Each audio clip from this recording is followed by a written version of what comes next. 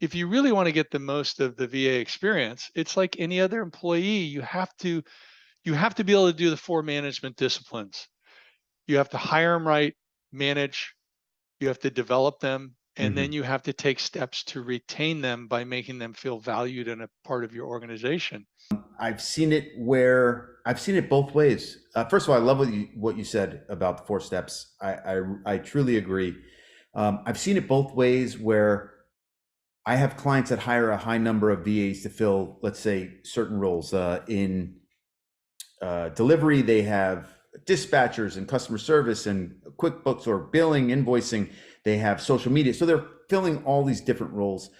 And some of them come in with a plan and they treat them as they would any other player on their team. And then I have other clients that still have a high number of VAs and treat them as just gap fillers. And the VAs don't want to stay with the gap fillers.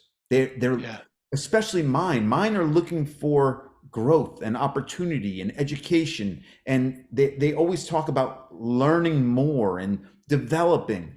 And if you're not talking about to your VAs about this, or anyone that works for you, really, I try to ask everyone in my company, what do you want to do?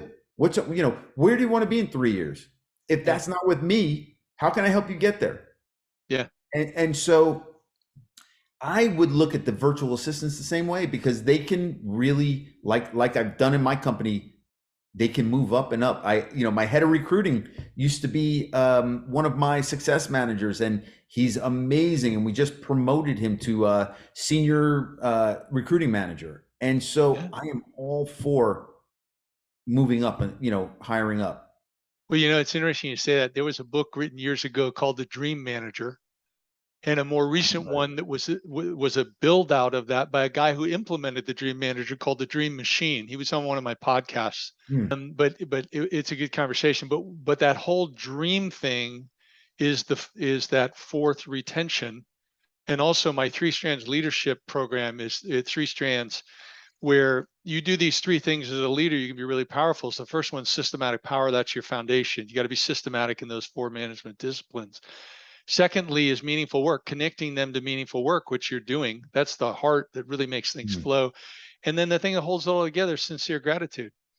And part of that is these guys have written these books and done these programs on connecting people to their dreams. Might not be in your business.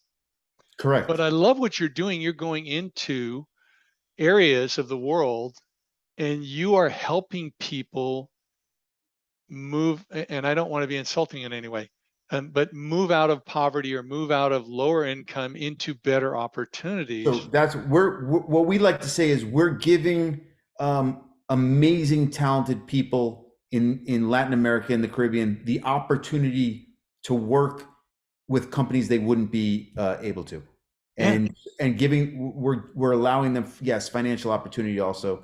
I will tell you that our vision is to both provide these amazing people with the best opportunities they can find, and then in turn have them deliver that wow experience to our clients and customers.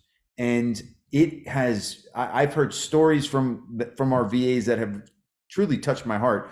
I had one of our VAs who was hired, took a photo of himself, his pregnant wife in their new apartment, and he said, "This is because of Work Better Now." And I mean, what do you say to that? I say, I thank you, right? Because without you, my company wouldn't be here.